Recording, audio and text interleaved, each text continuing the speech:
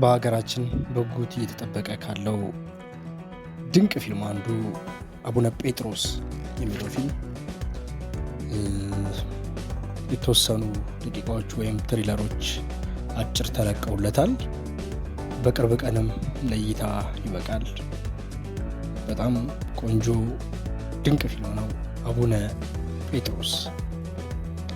ማን ይፈራል ሞት፣ ማን ይፈራል ሞት፣ ጴጥሮስ ቀድሶት 1930 የዶክተር ሞገስ ታፈሰ ፊልም ነው።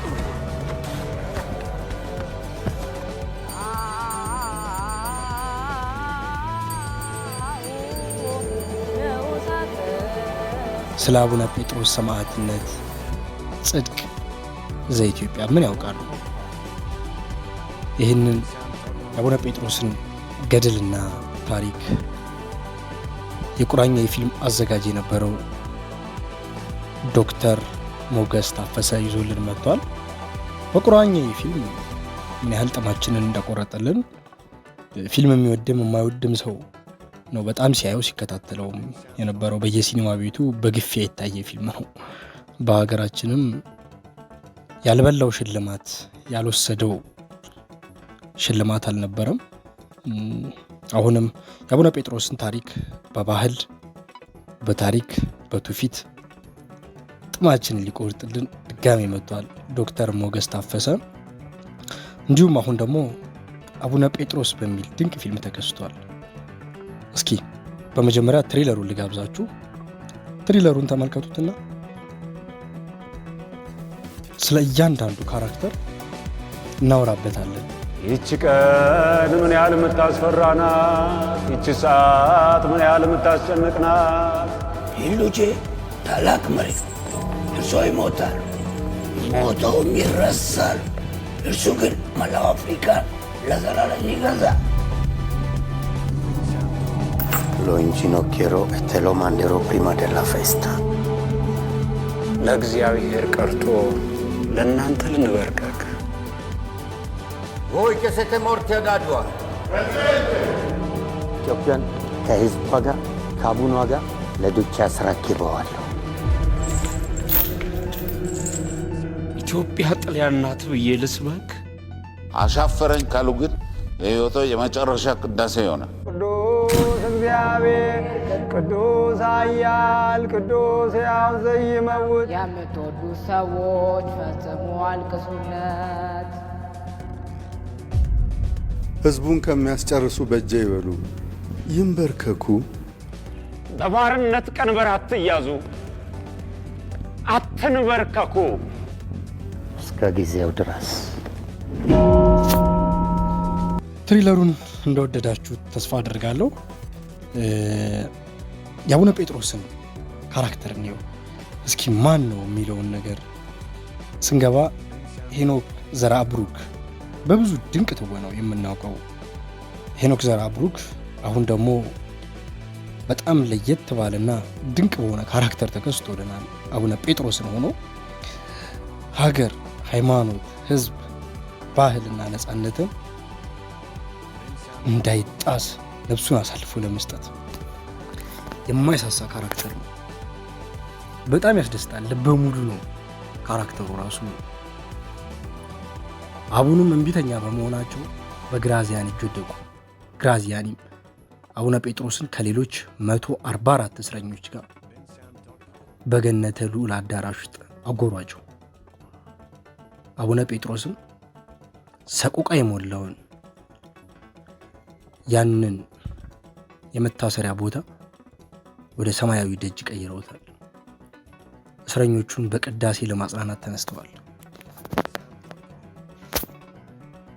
ይህንን ትልቅ ኃላፊነት የሚወጡት እሳቸው ናቸው። ህዝቡ፣ ወጣቱም፣ አዛውንቱም፣ ሽማግሌውም፣ ህፃኑም ተስፋ በቆረጠበት ሰዓት ላይ ግን አንድ አቡነ ነበሩ፣ አቡነ ጴጥሮስ። እሳቸውም ሀገራቸውን ሊታደጉ ነው፣ ህዝባቸውን ሊታደጉ ነው። በሁለተኝነት የምናየው ደግሞ አቡነ ቄርሎስ አራተኛ የሚባሉት ፈለቀ ካሳ ነው። ቅዱስ እግዚአብሔር ቅዱስ ኃያል ቅዱስ ሕያው ዘኢይመውት የምትወዱ ሰዎች ፈጽሞ አልቅሱለት። ሕዝቡን ከሚያስጨርሱ በእጄ ይበሉ፣ ይንበርከኩ።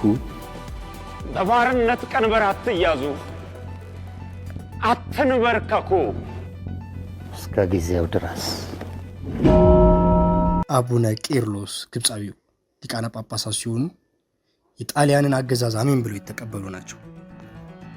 አቡነ ጴጥሮስ በሕዝቡ ዘንድ ባላቸው ተቀባይነት ቅናት አድሮባቸዋል።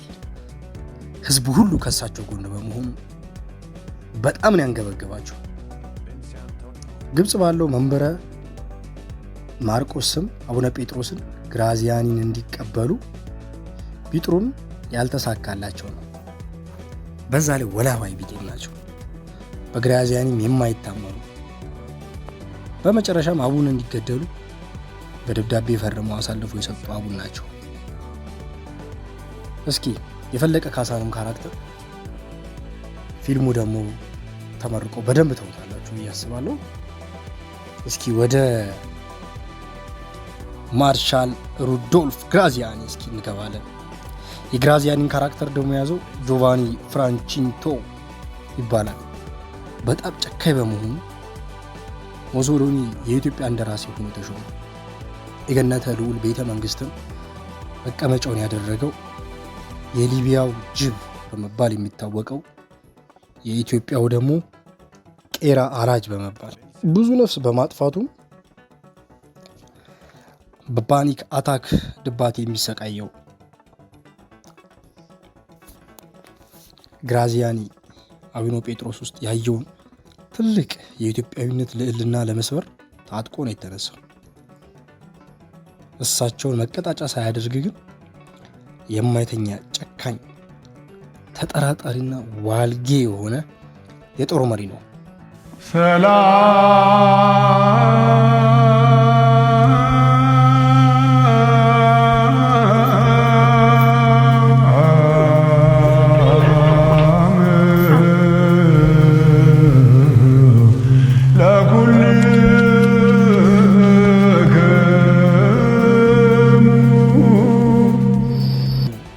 የማታ ወርቅ ታደሰ ወይም መልኬ አታሊ ኢትዮጵያዊ ነው። የግራዚያኒና የቪቶሪ ተላላኪ ምኞቱ ሁሉ በንግግርም በአለባበስም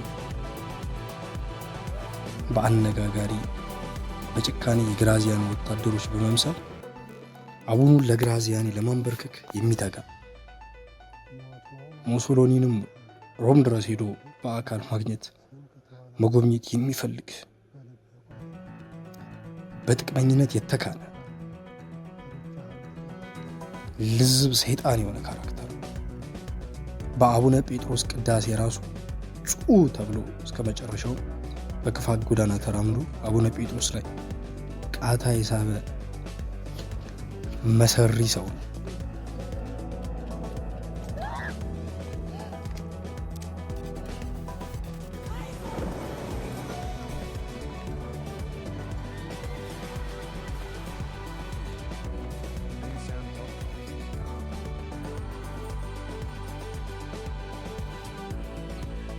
ኮንቴ አንቶኒዮ ነው ወይም በትክክለኛ ስሙ ፍራንቺስኮ ዲያኖ። ኮንቴ ከፍተኛ ማዕረግ ያለው የግራዚያኒ ረዳት የጦር ዳኛ ሲሆን አቡኑን በፋሺስቶች የማንበርከክን ስርዓት አንበርክኮ ለማብሰር ለዘብተኛ ሆኖ በማግባባት የምክር ዳኛ ነው። አቡኑ ግን ለማንበርከክ ፈቃደኛ ባለመሆናቸው በአቡነ ጴጥሮስ ላይ ይሙቱ በቃ ብሎ የበየነ ፋሺስት ነው። አዲዮ ሞትን ፊት ለፊት ላይ ወጣ። እህቱ ድንበሬን አሰቃይተውበታል። ልቡ ያቄመ ልጅ ነው። አቡኑ ለግራዚያኒ እንዳይንበረከኩ በቅዳሴ የሚያግዛቸው ጀግና ዲያቆን ነው ትንሹ። አቡነ ጴጥሮስ ሲረሸኑ አስተኳሹን ቪቶሪዮ ሙሶሊኒና ጥቁር ሸሚዝ ለባሾቹን አቁስሎ ወደ ጫካ የገባ አርበኛ ጀግና ነው ትንሹ።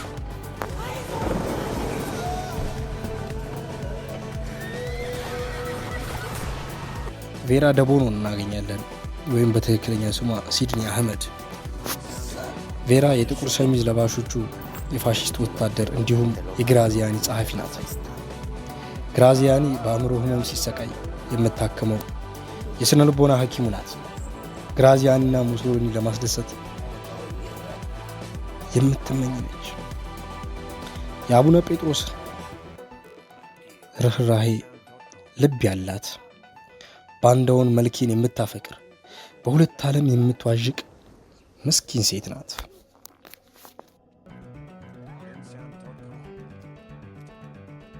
ይቺ ቀን ምን ያህል የምታስፈራ ናት! ይቺ ሰዓት ምን ያህል የምታስጨንቅ ናት! ፒሉቼ ታላቅ መሪ ነው። እርሶ ይሞታሉ፣ ሞተውም ይረሳሉ። እርሱ ግን መላው አፍሪካን ለዘላለም ይገዛል። ድንበሬ መሸሻ ወይም የምስራች ግርማ የትንሹ እህት ማለት ነው። ድንበሬ ከአቡነ ጴጥሮስና ከሌሎች አርበኞች ጋር ፋሽስቶችን የምትዋጋ አርበኛ ናት። ግራዚያኒ ለአርበኞች መሳሪያ የምትሰራ ባለሙያ መሆኗን ሲያውቅ አሰቃይቶና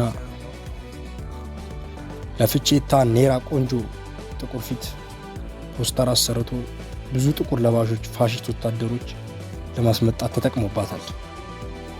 በመጨረሻም የአቡነ ጴጥሮስን የስንብት ቅዳሴ ተካፍላ ቪቶሪዮ ሙሶሊኒን አቁስላ የአርበኞች አዝማች ሆናለች። ድንበሬ አዲዮ ሞትን ፊት ለፊት ላይ ወጣ። ቪቶሪያ ሙሶሊኒ ወይም በትክክለኛ ስሙ ሳሚ ትሬዘሪ አሌክዛንደር ይባላል። ቪቶሪዮ በሀያዎቹ መጀመሪያ የሚገኝ የሙሶሊኒ ልጅ ነው። በዳንስ ችሎታው የተካነ ፋቼታ ኔራ ወይም አንቺ ጥቁር ቆንጆ የፍትወተ ሙዚቃ መጫወት የሚወድ ለኢትዮጵያውያን ምንም ዋጋ የማይሰጥ እነሱም በማቃጠል በማሰቃየት የሚደሰት በጅል ድፍረት የተሞላ ለግራዚያኒ ለአባቱ ታማኝነቱን ለማሳየት ብዙ ሰዎችን በደመ ቀዝቃዛነቱ የፈጀ አየር አብራሪ ነው።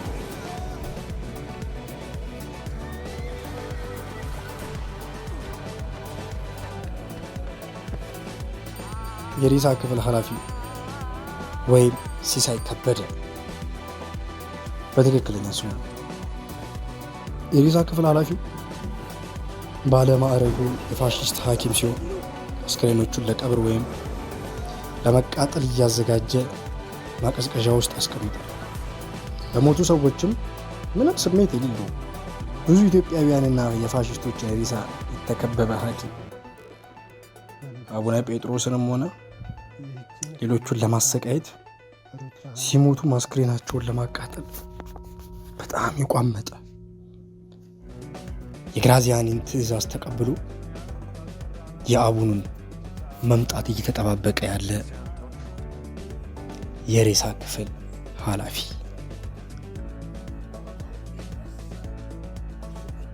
አቡነ ጴጥሮስ።